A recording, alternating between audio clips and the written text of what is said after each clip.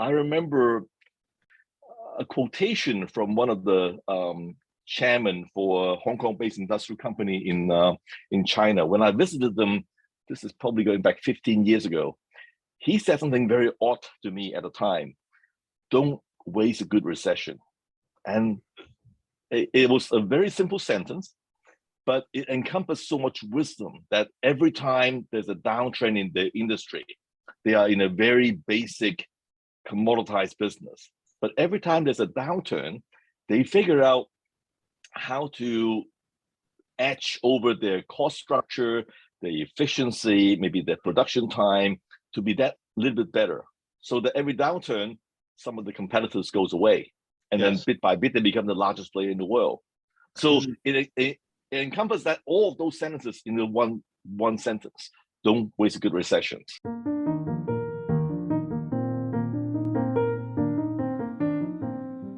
Welcome to the CoCoon podcast. My name is Erica, managing partner at CoCoon Ignite Ventures. Together with my two other managing partners at the fund, Theodore and Roland, we invite you to tune in here, where you will find conversations we have with founders and investors on the future and sustainability of work. We have been talking and listening to founders and investors in Silicon Valley, Southeast Asia, Greater Bay Area, and the One Belt region for over a decade.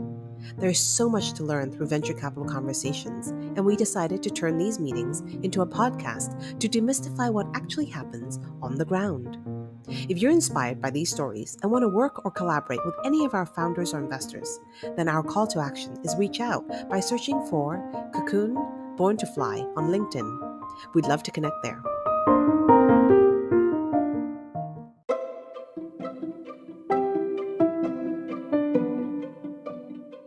Once again, thank you very much for joining us. Eric has been a passionate investor for over 30 years. He's the co-chief investment officer of Buena Vista Fund Management, has been with the firm since he started the Hong Kong office in 2002. I mean, we've been friends for quite a few years. Once again, thank you for your support of CoCoon. And I know that you make a lot of technology investments. Last time when we met in person, we're sharing. You were looking deeply into a lot of the Web3 goggles, these glasses, and you've actually tested out all of them.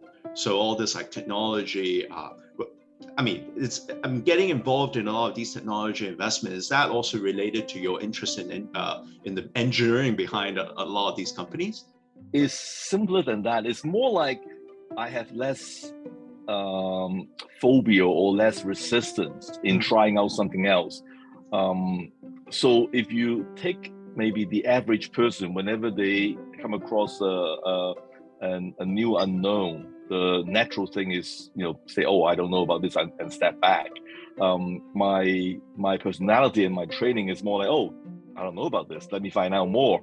So that attitude of kind of leaning forward against stepping back is an important one. That some people are just more adventurous, and I would encourage all of your audience, all of the young entrepreneurs, to be more adventurous. You got to have that right attitude to conquer the fear of unknown.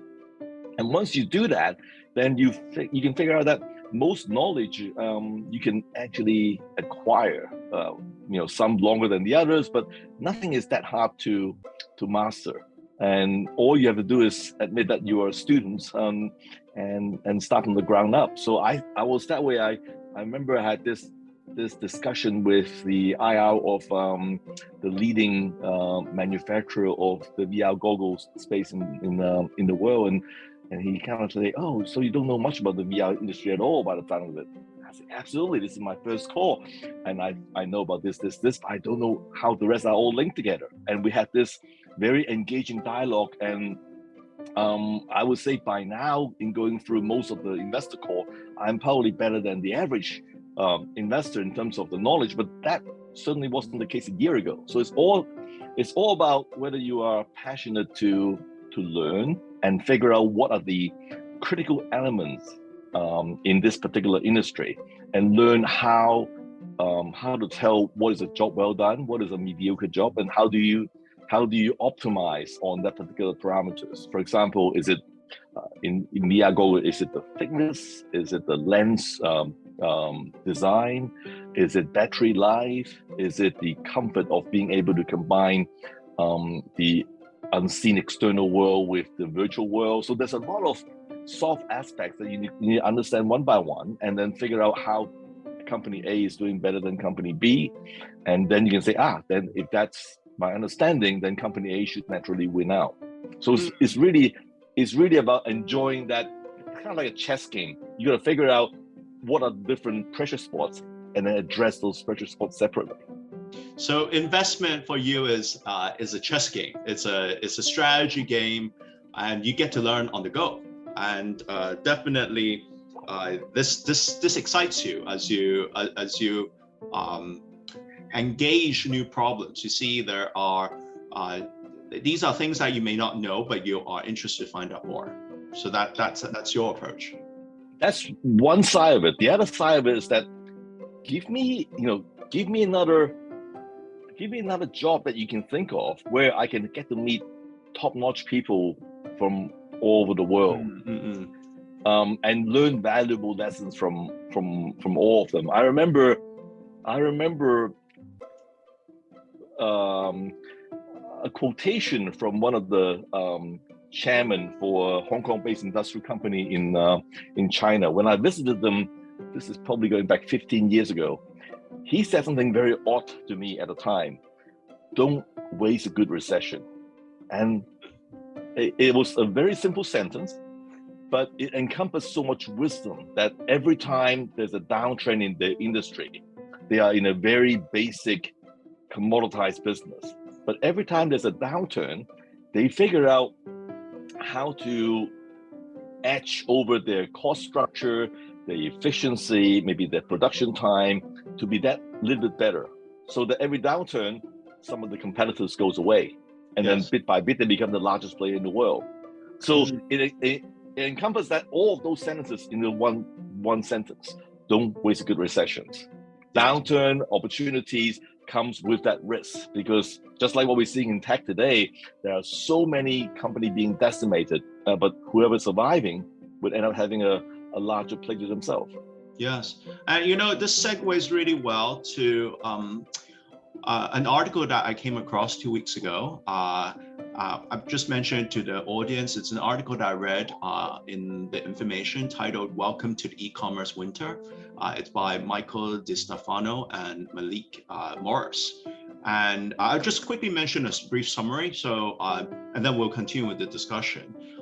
So what happened is that most people think about crypto winter, but what's worse is the e-commerce winter. The expectations that investors and founders of consumers switching to e-commerce permanently after the pandemic it's just not panning out. Everything is kind of like switching back. People are going online, and now they're all going back offline. And not to mention there's runaway inflation, and equity investors are pulling back on all their investments. So that's a I guess 2-sentence summary of the article. It's a very good article. Highly recommend people to check it out. And as soon as I finished reading this article, I first person that came to mind is Eric. I was like, I'm going to send this to Eric, and I want to see what he was thinking. And you just mentioned, don't waste a good recession. What are the dangers? What are the opportunities in this e-commerce winter? Given you also exposed, I believe your portfolio, you have quite a few portfolio companies in the technology sector, and definitely in the e-commerce sector. What do you think about all of this, and how do we not waste this recession? We might have talked a lot about tech in our years of social interactions, but our actual exposure to tech was actually fairly modest in a portfolio sense, until the Chinese regulatory landscape become a lot more challenging, and the valuations of many of these companies started to kind of fall off the sky. The risk reward become right for us for many of these companies over the past 18 months. So we become a lot heavier in tech, maybe more like the last 6 to 9 months than we've been in the previous years. And to segue back to what you said earlier about the opportunity and risk, the sharp decline in terms of tech share price basically shut down the exit opportunity for many of the PE funds. And that, basically valuation no longer as attractive, and the window of listing may or may not be there if the company is not able to demonstrate a pathway to profitability. So that makes the exit window and the exit reward far more uncertain for PE funds. And in response to that, PE funds become a lot more selective on who to back, how much to back, and how much longer are they willing to tolerate losses. That is a key distinction to the previous decade of mindset of finding some way to disrupt the incumbents, build market share, lose money to win the battle over the long term. That's a kind of complete reversal of mindset. So when you take that mindset shift and look at existing players and landscape, it would come out with interesting opportunities. For example, I was quite shocked to find out that Shopee, being a fairly dominant e-commerce player across Southeast Asia, they got into Brazil about 3 years ago. 6 months ago, in the middle of all of this kind of gloom and doom recession talk, they raised their take rate from 6% to 10% in Brazil. Now, 6% to 10% is still not going to be enough to cover all of their last mile costs and the admin costs, but it's closer to break even. And they're able to do that with basically no meaningful retaliation from any of the other players. So if you look at this, is an opportunity for companies that have the staying power to edge back towards profitability rather than stay kind of deeper and deeper into fight into the red. So Shopee is kind of one good example. They are able to, for example, shut down their stores in India, Spain, and France to focus on their growth in Brazil plus the ASEAN 6 countries that they are already operating in. So that means their cash burn will be lower, and their pathway to break even is going to be more accelerated. Share price is down 80%, just like many of the other tech companies. So risk reward is whether you have confidence on whether they can hit the break even in 2 years. Yeah. These are the kind of opportunities that we see. You see the same kind of thing with many other companies. For example, if you look at Tencent or if you look at Alibaba, both of them have dramatically scaled back what they call new initiative, or the kind of previously money losing new divisions.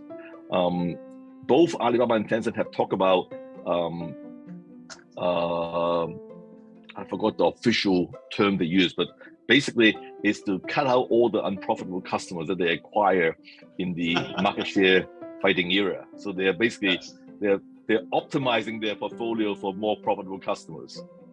Oh, yeah, this is very interesting. What you mentioned about the insight is that given the collapse of the valuations, that's actually incentivizing PEs to get to pump up these valuations because they can't exit. I mean, they can't exit in a crazy way. So that in turn leads to companies with staying power to up their margins, since their competitors are literally dying or falling out of the competition. And in turn, actually, those companies become more profitable. Wow, yep. This is a very, very, very interesting insight in terms of the consequences of a sudden valuation adjustment and how the market is, in a way, doing what it's supposed to do. Allow those yep. who are better to so-called have more access to the market, and those who and also more profit. Otherwise, I mean, back in the days when there's super high valuation, people were just acquiring customers left and right, even if they're making a loss. And now yep. you're saying the giants are deciding to not even serve the loss-making customers. I think that's very interesting. So I mean, if you're buying them at 80% discount from its peak, that should be a pretty good. It's a bargain. Would you better, say it's a bargain? it's a better risk reward. I mean, many of these companies still have to make it to the black, right? But there are other companies that are already in the black that are being sold off. So you can just look at them individually and assess the profitable part against the loss-making part, and it tilt more towards the profitable side. How does that do to your valuations? It's all about the free cash flow that you can extract out. If the losing side is being kind of moderated, then the free cash flows improve. There's one more layer that I want to take it above what we just discussed. Beyond just cutting back on the loss-making initiative, there's also opportunity of morphing the landscape.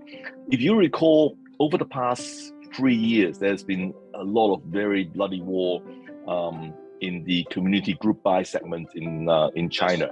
Many of the PE funds were piling a lot of cash to burn.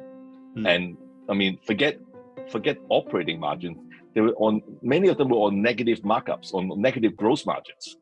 And so with that behavioral change, many of those smaller players begin to run out of money and die.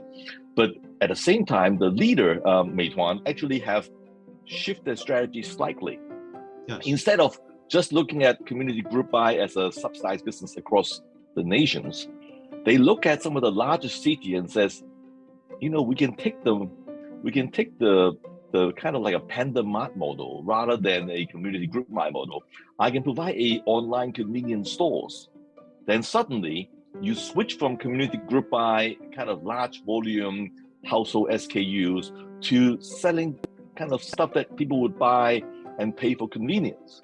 And so in Beijing, Shanghai, they've shifted a lot of this effort from delivering carrots and onions into delivering soft drinks, into delivering ready-to-consume items.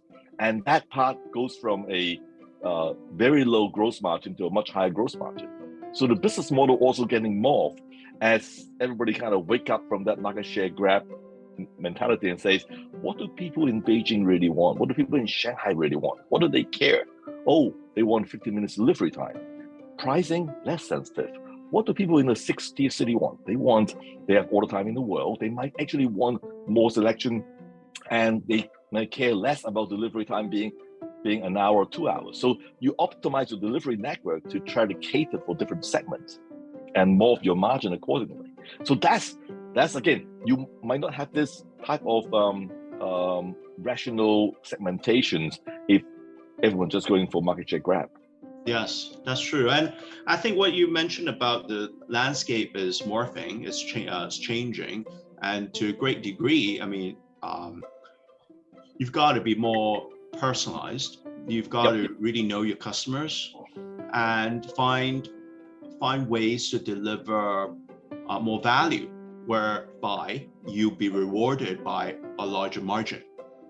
So this, I mean, kind of going back to like what you mentioned about the recession, is the time when companies can get more margin, but you've got to really look into what your customers are willing to pay for, and convenience. Margin comes last normally. So what you start off with, how to better serve the customer, what are the pain points that you can address, and hopefully if you can address that better than your competitor, and your competitor goes out of business, then the landscape would tilt in your favor. And once the macro conditions improve, your margin will expand naturally. So your margin expansion doesn't happen during the recession, but the scene is set while your competitors are withering away during the recession. Actually, along these lines, I was also thinking about this part of serving better serve your customers, which leads to various options in terms of getting more margin, and you get to stay in business. And to a certain extent, that's actually about increasing productivity. And I was just wondering how you think about this, because you look at businesses, you look at the business models, the value creation, the profitability, etc. But in essence, it's also you're considering the productivity of the people in these companies. So the productive people in these companies, make their respective companies profitable. So Yep. In a way, I think this connects more to our CoCoon audience, where most people are affiliated with some kind of product or service business. So along these lines, do you think there are any fundamental changes in how productive people work, or do you have any views in general, like the future of work? This is the hotly debated subject. I don't have conclusion yet. I have Observations. I have different trends. I'm for example, the whole idea about going to the office, commuting kind of back and forth from your home to your office, sticking to a specific set of working hours, all of those things were being thrown out the window during the last few years of COVID environment. And many of us have got used to working more flexible hours, working from home, having kind of set up in place so that if you have to do something a bit more formal at home, you can still kind of take the meetings in the comfort of your own home. And once you get used to dispensing with the commuting time and having more frequent but smaller kind of bite-sized interaction away from the office, that has major ramifications of how town centers are organized. Whether the infrastructure that we have today is still required in terms of having such a large-scale office block, such a large, let's say, public infrastructures and parking facilities. All of those existing business model are being challenged when you have, let's say, X% of your staff are happy to work from home for some fraction of their time, then your total office space might be a chunk less than what you have been paying for. You might have a different need for IT infrastructures to be able to cater with all the security checkings, remote support environment. So that gives rise to a rethinking about, to give a more painful example, if you think about Grade A office as a office investment in Hong Kong, it has been kind of a one-way game for a long time. If we start thinking about office demand under the framework that I just described in the last 2 minutes, coupled with the extended quarantine requirement in Hong Kong, pressuring the MNC to reconsider their role in Hong Kong, you can actually paint a far more grim picture if office vacancy rate continue to increase. At some point, somebody would break ranks and start doing rent discounting, and your $80, $90, $100 office rent in prime locations can fall very far. In the last down cycle in the Asian crisis, we went from $140 to $8. I'm not saying this is the same type of magnitude here, but we had the same type of ingredient to fundamentally disrupt the supply demand. When you have full occupancy, landlord can basically ask for whatever they want. But when you already have low teens vacancy and still rising, it could be a very different picture. So all of us have to start thinking about how does the post-pandemic work habit going to impact the service industry, impact office part, how to impact IT support. Yes. And way down the road, whether some sort of mixed reality augmentation might be able to come into play. We have got so used to Zoom now. If we can easily add a 3D equivalent of Zoom and do kind of virtual meeting in a virtual room while feeling that we're actually inside a room, that might actually help engagement better. One of the big negative on Zoom is that if you are in a large Zoom meeting, it's quite easy to feel disengaged and just drop off. But if you are in a 3D environment where everybody can see each other in a virtual avatar format, then it's far easier to stay engaged when everybody is virtually looking at you. I mean, we've all been spending a lot more time on Zoom, and I must say I really enjoy the convenience, especially these one-on-one meetings.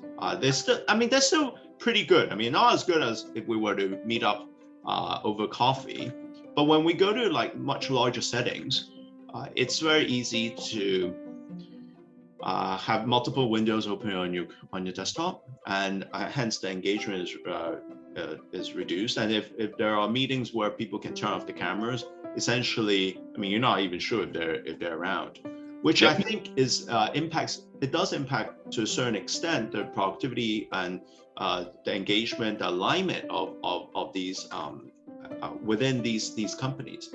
And at the same time, I think I'm trying to connect the dots of what you just said, and also with what we were discussing, that with this, there's a lot of reorganization going on. There's like, you mentioned about office, especially grade A, maybe they don't need to be that expensive. People don't need such large footprints. And at the same time, we really need to ask these questions. Why do we have these things? From, I mean, the legacy reasons, or can we actually change for something better? In a way, it connects with what you mentioned about a lot of these group buy platforms, Meituan, and they started asking about, wait, what do these cities want? What do people in this district want? So in a way, I see there might be like a common theme going on, is that with data, can we be more accurate? With data, can we be a bit more, I guess, precise in terms of delivering the convenience that people are looking for? At the same time, we are looking for convenience because to a great degree, we've been restricted. We can't go to office, or now we have to make do with whatever we've got right now. So I'm willing to pay for a bit more convenience, because in all the aspects of my life, there's a lot of inconvenience that's been taken away from me, or selection. I no longer have that kind of selection. So in a way, do you think this is a coincidence that all these things collide, or do you see this is actually going to evolve into another trend where it's all a matter of precision? I am on the more optimistic side. We have a lot of internal debate about this. Is food delivery or is e-commerce basically just a cannibalization of the offline, or is it actually adding? And my take, I mean, I've been in 4 quarantines over the last 2 years. So during those time, I've formed new habits. My friends that have gone through similar experience have formed new habits. And once you get used to the idea that if I want a beer at 10:30 at night, and for $10 extra, somebody would drop it at my doorsteps, it's pretty hard to kind of go back and say, I gotta wait until tomorrow morning and drive to the supermarket and buy myself a beer. Yes. Once you get those habits, or I feel like staying in the office to do a bit more work, I'm too lazy to go out for lunch, let me just call one of the delivery platform and send me a burger. Once you get used to that, does it cannibalize? I think this is more like consumption increases. I might not have gone out and ordered as much stuff. I certainly might have been more price sensitive if I were going out than I am behaving in a more kind of a lazy setting. Similarly, I've discovered that my colleagues have gone off one step further.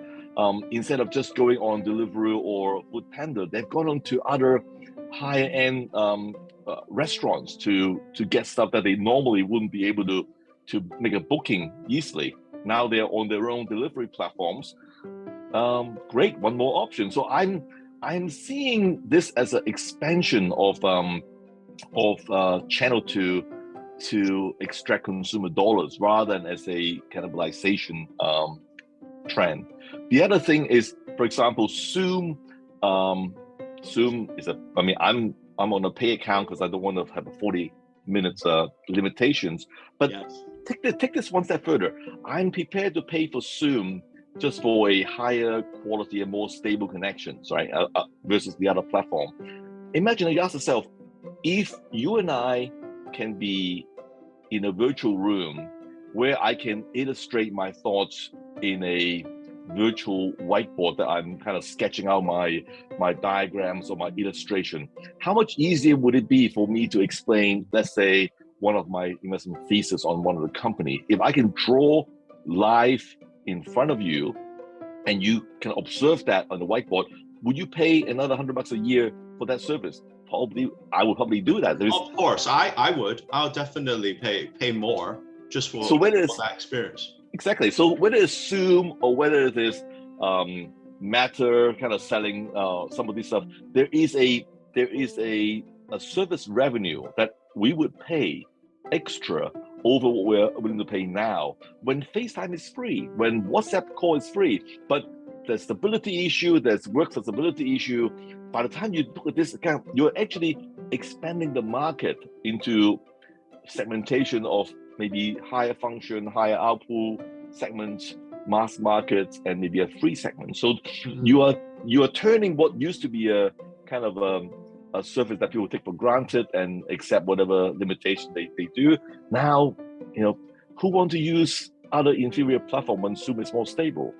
And yes, when there's a next thing coming along, it will be an easy transition. So I see this pandemic as net a positive for us to expand our habit and expand our potential way to spend money, rather than cannibalizing what was the old economy before the pandemic.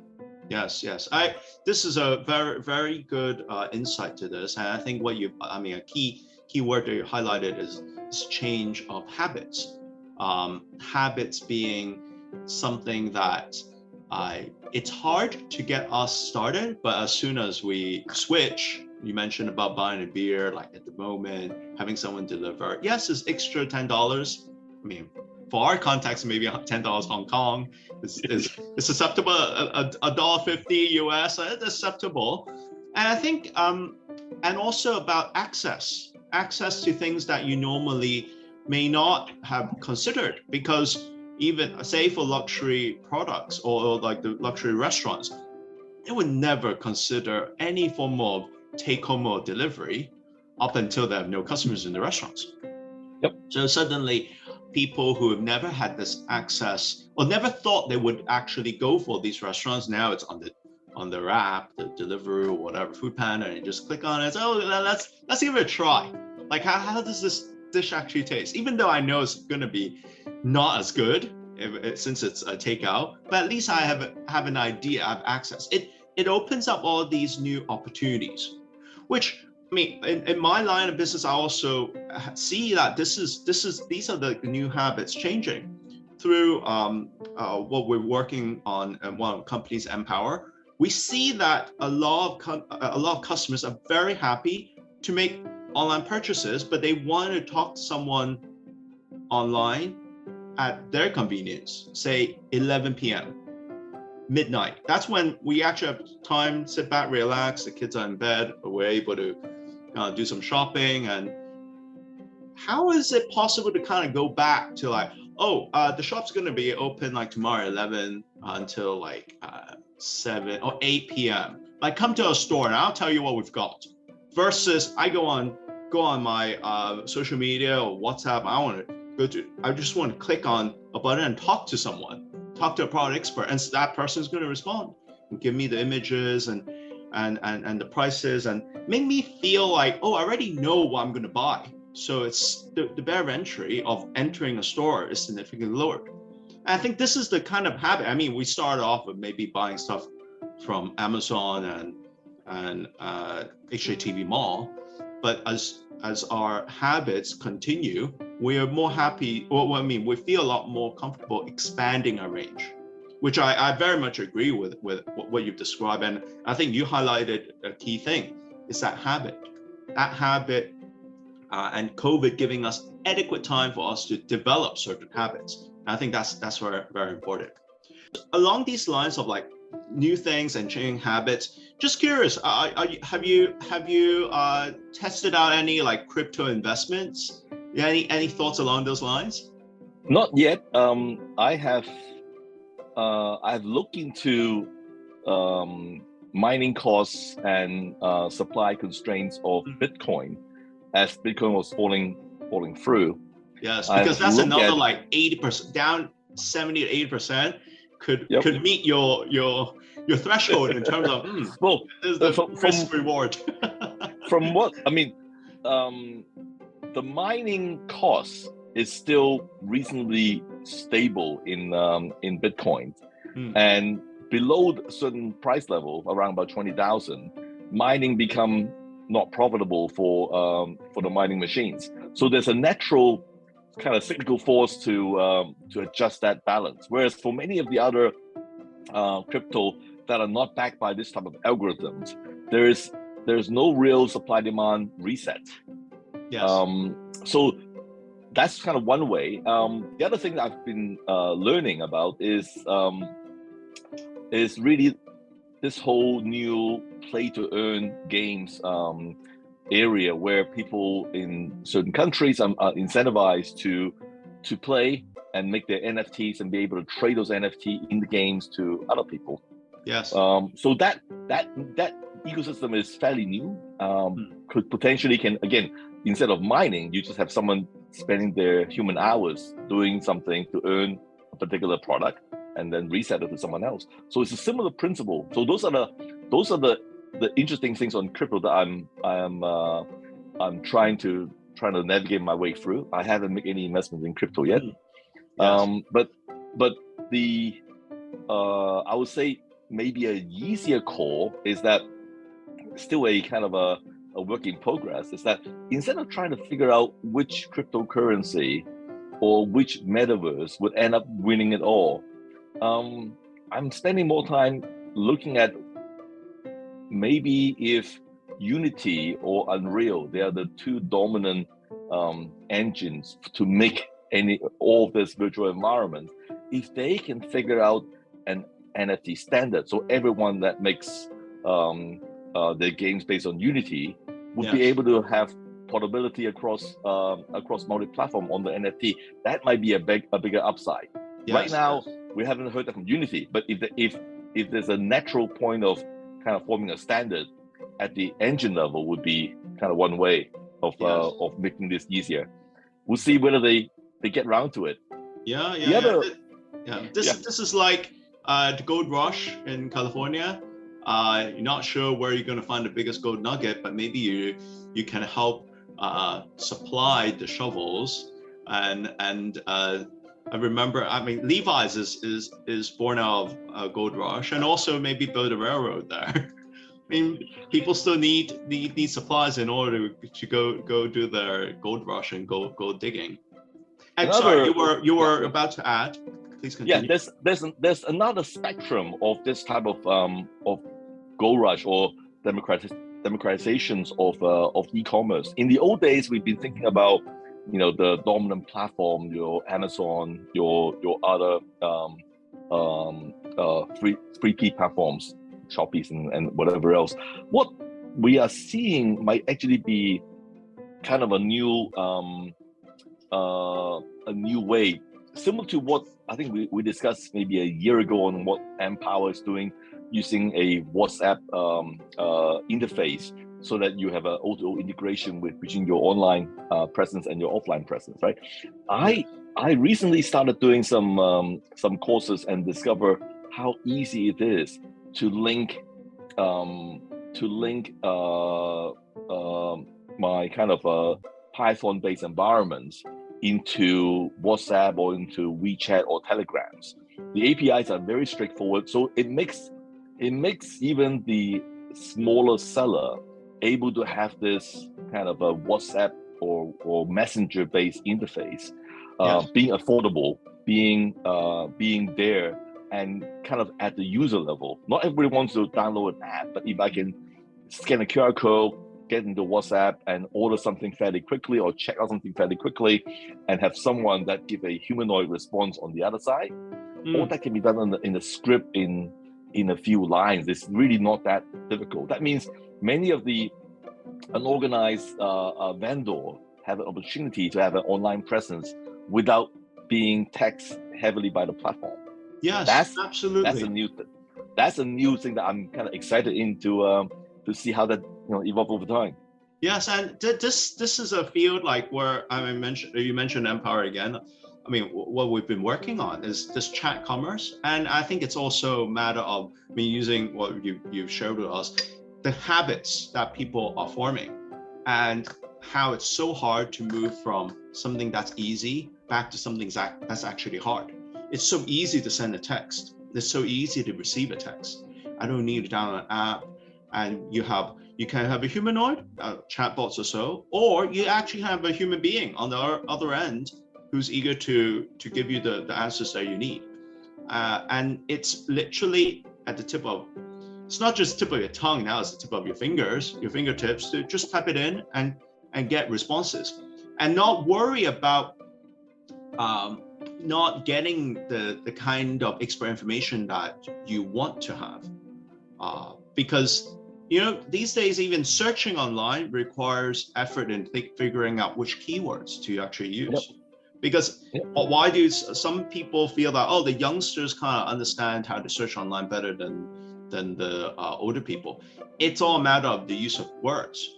But with human language, with chat, with actually having someone else, another human on the other end, it's just a lot easier. And I think that aspect is ever evolving, where people want to use fewer calories to do more work, to get more done in that sense. And I think enabling more of this actually also enables a lot of small players to stay relevant, because their relevance at the end of the day, in my view, is that they are the real content contributors to the network.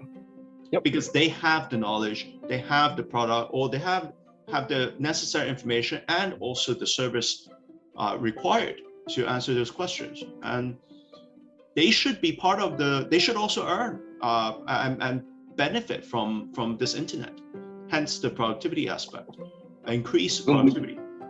When we spoke to some of the kind of multi-country seller of a Shopee platform, the things that they highlight to us was that a good platform is able to tap to my backend systems, translate all my SKUs into nicely presented web pages or app layouts, have all my description translate into different languages, and sync up all my price globally, so that I don't have to do anything. If I want to sell in 15 countries, the platform handle everything for me on currency collections, multi-currency support on payment platforms, all my kind of SKU updates, and hopefully soon Tencent will announce in their one core results that they're going to be providing live chat features. As a merchant, not only are your kind of SKU management now become a fairly automated task, even your CRM functions can become a fairly automated task. You just really need to have your experts on the other end of the line. All the other IT is already outsourced. It makes a small merchant a lot more functional to become a digital merchant. In the old days, just think about having to develop your own platforms, build your own chatbot, build your own chat-based systems, have your own app approved by the app stores. There's a lot of roadblocks to clear. Yes. We are kind of getting away from that now. Yeah, you need a lot of specialty, various types of specialties. And given these days, I think across multiple industries, we all have various shortfall in manpower. Hiring, not to mention, hiring IT is very difficult. Nowadays, I think just hiring anyone to do any form of service is difficult. And I think this actually in turn benefits a lot of the smaller players when they themselves are owners. They have the motivation to work, and being part of these networks and platforms gives you a lot more access, but brings you to the, I guess, same, more level playing field. I think that is where a lot of these large platform players may gain more traction than the other platform, other systems. Yep.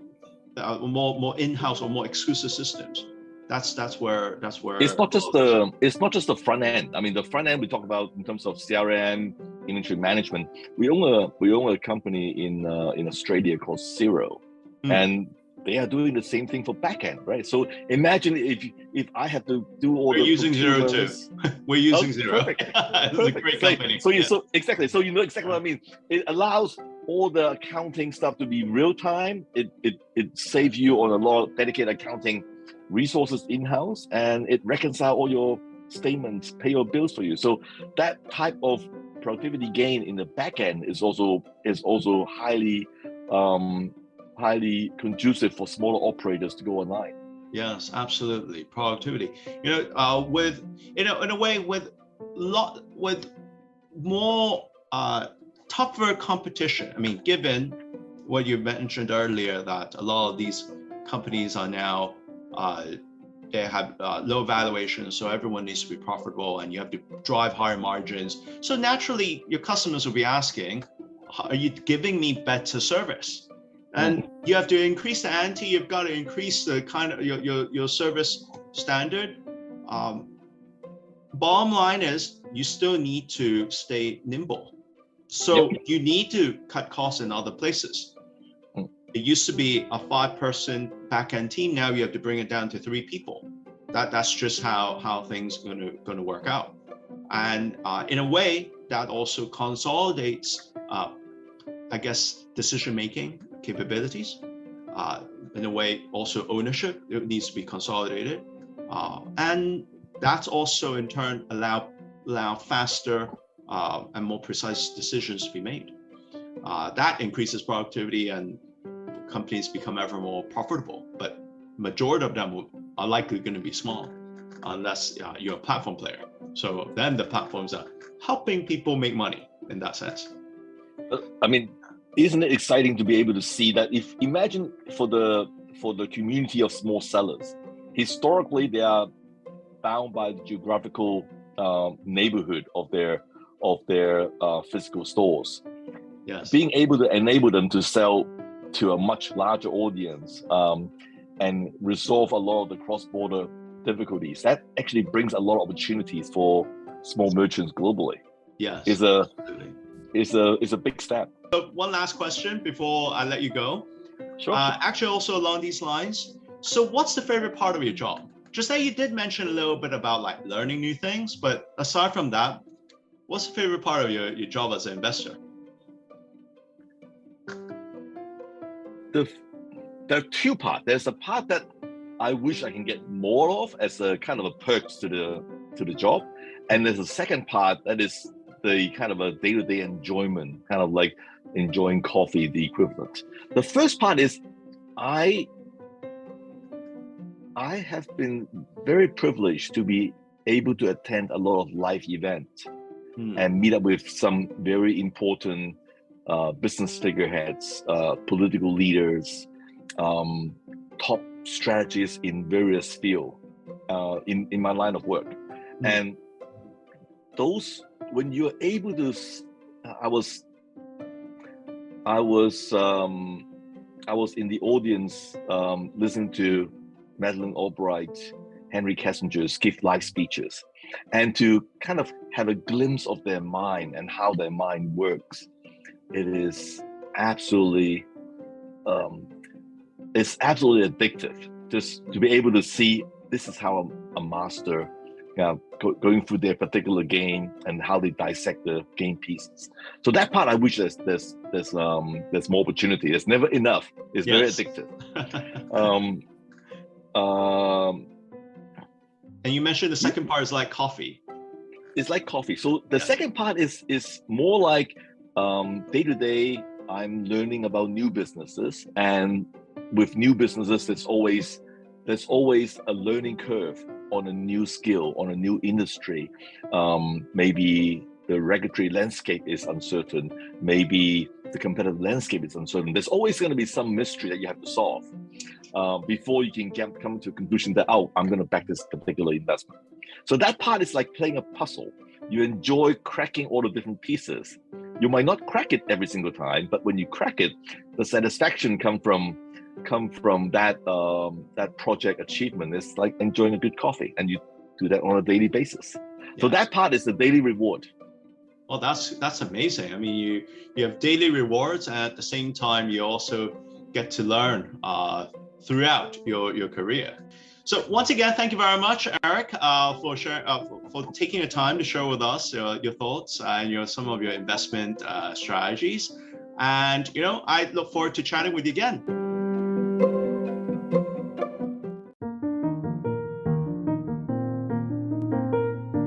Hey, thank you for listening today. If you like what you heard, don't forget to subscribe to hear more from entrepreneurs and investors on why they got started, how they got through the hard parts, and what they'll be doing next.